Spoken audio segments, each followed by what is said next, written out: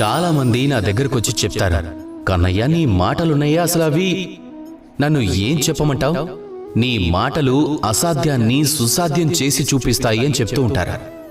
అయితే ఇంతటి శక్తి నీ మాటల్లో ఉంటే ఇంకేమైనా చేయాల్సిన అవసరం ఏముంటుంది అంటూ ఉంటారు. ఇప్పుడు ఆ ప్రజలు ఈ విషయాన్ని అర్థం చేసుకోలేరు. జ్ఞానం ఇది కేవలం ఒక మాటల సమూహం. కానీ వాటి అర్థం ఏమిటి? ఇది తెలుసుకోవటానికి అనుభవం తప్పనిసరి. ఆ మార్గంలో నడవటం తప్పనిసరి. ఈ అనుభవమే దాని యొక్క అర్థాన్ని తెలియజేస్తుంది.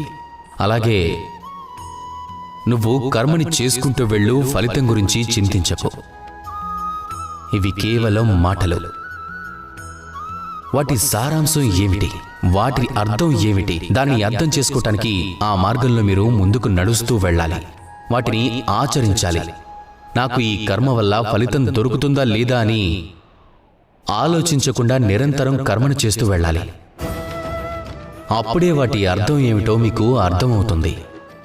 ఎప్పుడైనా ఆలోచించారా, మన ఇంట్లో మనం అందరికంటే చిన్నవాళ్ళమైతే గనుక పెద్దవాళ్లను పూజిస్తాం, వాళ్ళకి సేవలు చేస్తాం, తన చరణాలను స్పృశిస్తాం.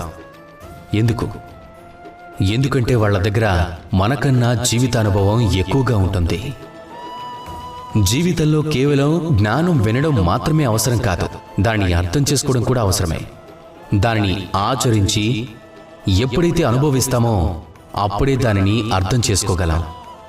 కాబట్టి జ్ఞానాన్ని కేవలం వినడమే కాకుండా అర్థం చేసుకొని ఆచరణలో పెట్టండి. అలాగే నాతో పాటు ప్రేమగా చెప్పండి, రాధా కృష్ణ.